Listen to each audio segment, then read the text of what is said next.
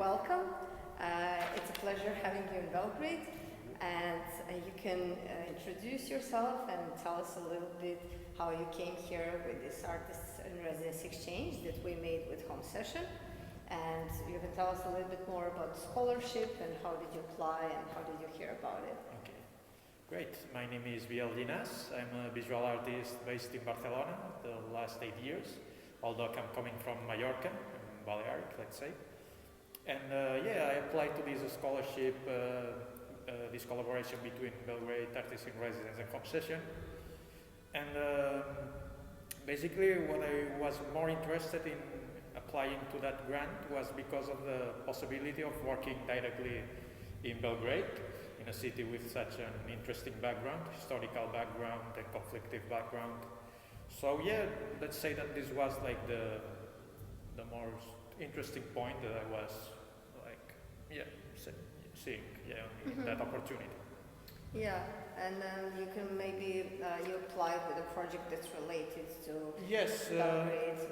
I was applying with a project called Shades of White, which was let's say a site-specific project, which was developing a research on the historical evolution of the city, and departing from the point that there was no clear evidence on the origin of the name of the city, the white city, Beograd.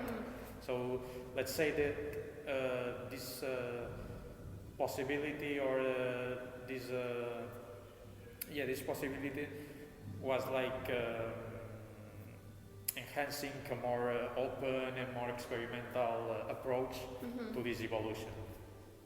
Yeah, and then so when you came to Belgrade, you were working on this project that we can see now here that you were presenting during this exhibition in Magacin, and maybe you can tell us a little bit more, and then people can see photos on our website and also on Instagram page. So like in the background we can see installation and drawings. It's let's say that this is the main artwork of the show.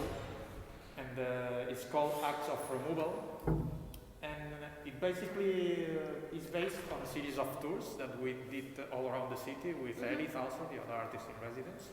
And basically what I find out, or what I would like to point out during all these drifts around the city, was the fact that I saw always like urban projects and construction, but at the same time other buildings which were in a state of destruction, let's say, or abandoned. And I found this point really interesting, and I thought about the possibility of just picking up some of the broken tiles or let's say blocks or pavements that I could found in the street, left alone. Because they're everywhere, all around the city.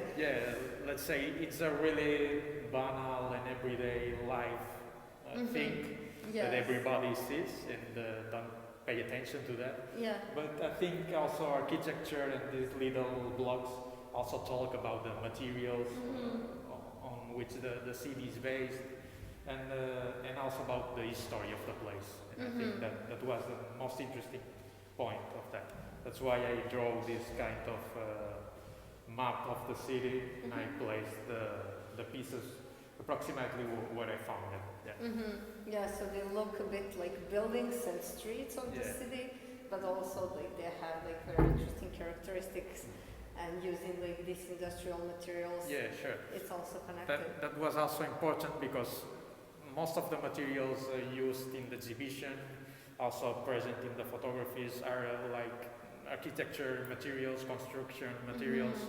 So that's also talking about this, let's say, a spirit or this background of the city of construction and destruction at the same time. And the drawings are also connected to these pieces of stones. The drawings actually are, let's say, the drawings of the bases of the every piece of stone that I collected. And when I found every piece, I would take it, I would wash it on the apartment. So let's say that I started like a effective relation with this material also. And after that, I would just put the piece on the paper and draw the base. After that, drawing the base, I would just finishing with a little more abstract or a little more open character. Yeah. And also you were engaging one of the stones in this tour that you were making.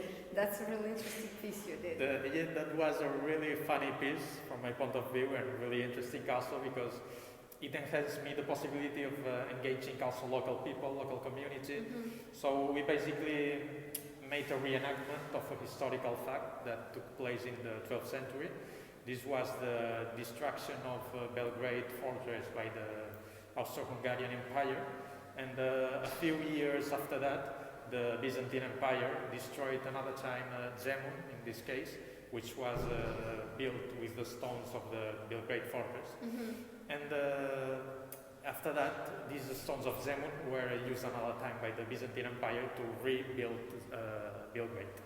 So I found really interesting this contrast of the two cities, this dialogue, let's say, between construction and destruction. And we basically made this tour, this 20 kilometers of distance, more or less, between the back and forth ways.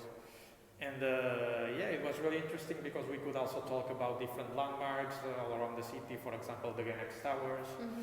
And it was also a way to talk about the significance or the meaning of these buildings on today's Belgrade, and relating the historical background with the contemporary background also. Yeah.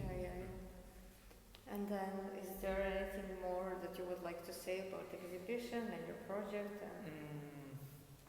Perhaps, we could have a look at the piece that we have at our back. Yeah.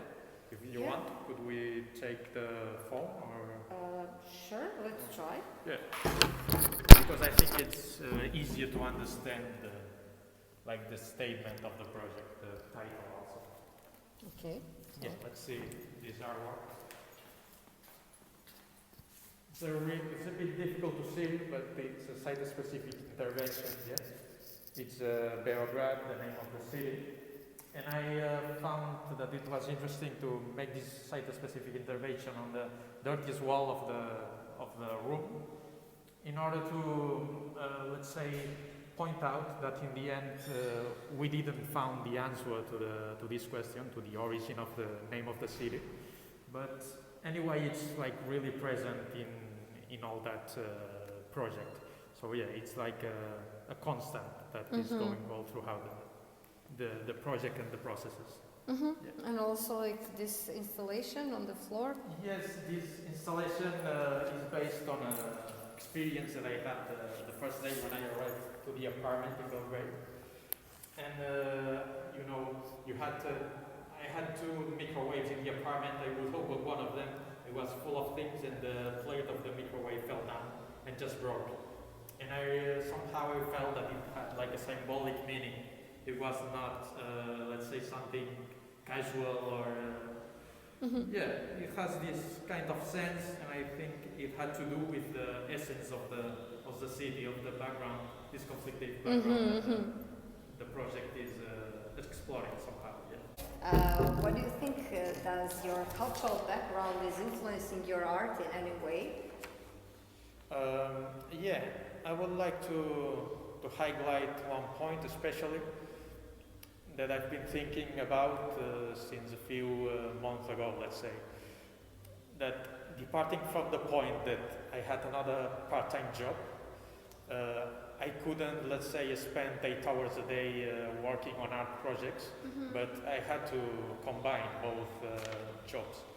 So somehow I realized that in the end, the time that I was dedicating to the other part-time job, let's say, was also in a confluence or in a dialogue with the art projects that I was developing. So let's say that I was progressively every time more interested in, let's say, everyday experiences that we have in working spaces in our studio, let's say, but also in in our cities, in urban spaces and public space. So, and how would you say like that? What are the themes that are you usually interested in your art? For example, I'm interested in painting, but understanding painting in a, let's say, in a experimental and really open way, concept also. Not just the classical canvas, painting on canvas, but also in a more installative way. And I've been working some years in, let's say, in a way or in a project that was related to urban signs, for example. These urban signs that we have all around the urban spaces, which are leading or somehow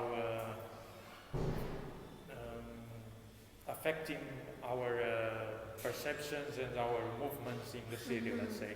I found out that these really minimal structures and paintings on the walls and on the floors, on the ways, on the roads, everywhere, are like really useful for one part, or really powerful, let's say, weapon to, let's say, dominate our bodies in public space somehow.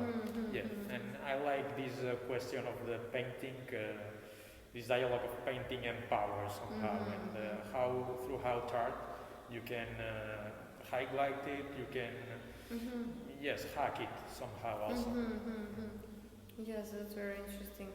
And what do you think? What are the questions that you address about engaging in an art? Well, what is the situation in Spain, for example? Because I notice it's very different in every country. I know it's a very general question, but your point of view, it can be very interesting.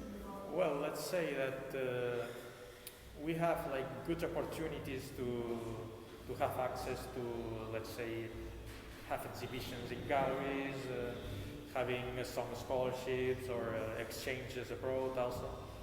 But in the same time, we always have like really, let's say, little budget or little amount of money to invest in our projects. So we basically depend on the grants that we obtain. I think that's an important point. Yes.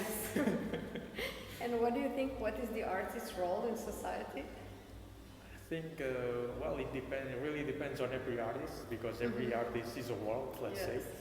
But it could be, I don't know, I'm interested in projects that are related with education, also with mediation. So these projects where the artist takes a more, let's say, multidisciplinary role, and also the artist is known as a mediator somehow.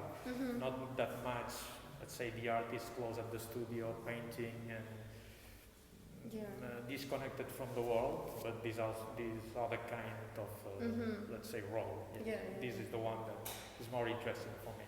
Yes. And one last question. How did you like your time in Belgrade Artist Residency? I actually had a great time. I had mixed feelings about the city. From one part, I think it's a bit grey and cold city, but on the other part, I found that the people is really warm. So, I had the opportunity to meet local artists, and also they took part in a workshop taking place in the Museum of Contemporary Art of Belgrade. So, it was a really good connection and really good experience. I enjoyed it really much. Happy to hear that. We're happy to have you here, and I hope we will be collaborating in the future.